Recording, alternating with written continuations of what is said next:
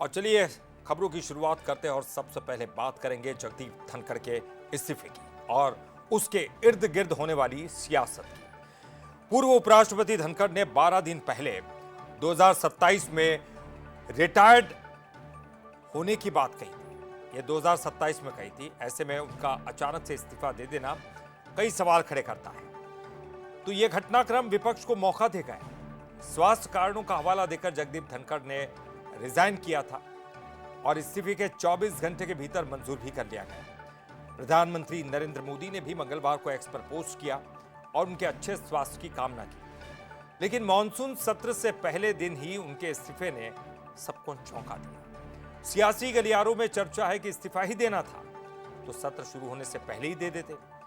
इधर विपक्ष के नेताओं का यह कहना है कि जगदीप धनखड़ का कई मामलों में बीजेपी के खिलाफ जाकर स्टैंड लेना पार्टी को रास नहीं आया।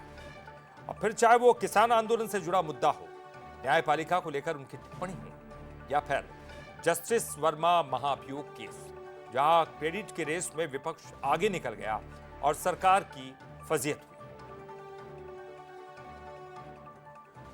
और चलिए अब आपको बताते हैं कि जगदीप धनखड़ के इस्तीफे को लेकर विपक्ष ने क्या कुछ कहा है।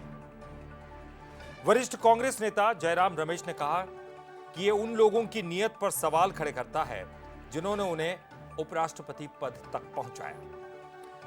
तो वहीं कांग्रेस नेता सुखदेव भगत कहते हैं कि राजनीति में कुछ भी अचानक नहीं होता, पटकथा पहले ही लिखी जाती है। वहीं कांग्रेस सांसद जेबी माथिर ने लिखा कि यह बहुत चौंकाने वाला और अप्रत्याशित घटनाक्रम है। दानिश अली कहते हैं रहस्यमय चीजें हो रही है जो देश के हित में नहीं है। जयराम रमेश कहते हैं कि यह उन लोगों की नीयत पर सवाल खड़े करता है जिन्होंने उन्हें उपराष्ट्रपति पद तक पहुंचाया। तो पूर्व उपराष्ट्रपति जगदीप धनखड़ के इस्तीफे को लेकर कई तरह की थ्योरीज भी सामने आई है, जिसे इस्तीफे की एक वजह माना जा रहा है। तो चलिए अब आपको बताते हैं कि पहली थ्योरी यानी कि थ्योरी नंबर 1 क्या कहती है। थ्योरी नंबर 1 यानी कि बिहार चुनाव। बीजेपी की बिहार में राजनीतिक बढ़त लेने की कोशिश, सीनियर लीडर को जिम्मेदारी देना हो सकता है फायदेमंद। नीतीश कुमार को उपराष्ट्रपति बनाए जाने की अटकलें भी तेज है। जेडीयू से ताल्लुक रखने वाले उपसभापति हरवंश अध्यक्षता करेंगे। अब चलिए थ्योरी नंबर 2 की बात करते हैं। ये तो थ्योरी नंबर 1 थी और थ्योरी नंबर 2 यानी कि धनखड़ का अपमान। सत्र के पहले दिन की घटनाएं इस्तीफे का कारण बनी है। जस्टिस वर्मा केस में सरकार को क्रेडिट नहीं मिला। कांग्रेस ने जेपी नड्डा की टिप्पणी को अपमान बताया है। अब थ्योरी नंबर 3 का जिक्र करते हैं, न्यायपालिका से टकराव। न्यायपालिका में नियुक्त होने वाला कानून रद्द होने पर निंदा की। न्यायपालिका पर सीमाओं का उल्लंघन करने का आरोप लगाया। धनखड़ के बयानों से सरकार आलोचना के घेरे में आ गई।